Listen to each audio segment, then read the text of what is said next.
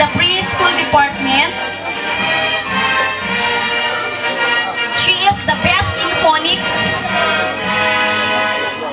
And she is our official representative during the PRISA Amit held in San Quintin, Pangasinan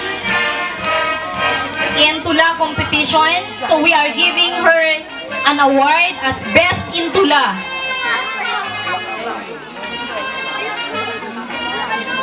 And the highest award as Gold of Excellence Awardee in the Junior Kinder class.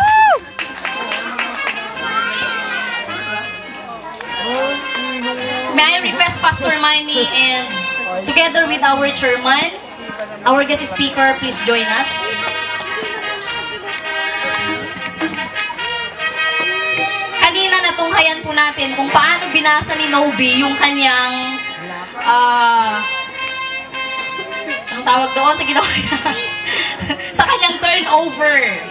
Okay, binigay niya sa amin yung project nila noong nakaraang buwan ng wika. As you can witness that she is very smart, di po ba?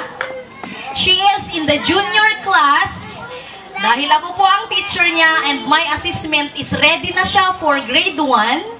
So aside from the certificate that we gave kanina, I am giving the certificate of completion for senior kinder level as a testimony or as an evidence that she is ready for grade 1 this coming June.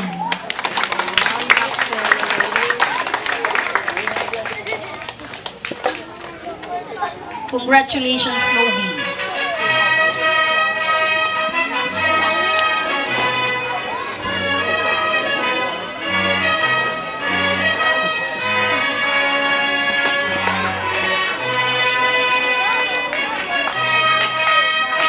Thank you very much.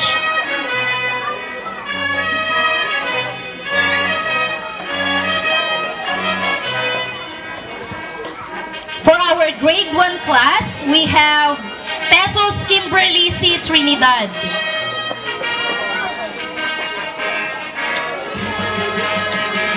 Tesos Kimberly is the most industrious in the grade 1 class.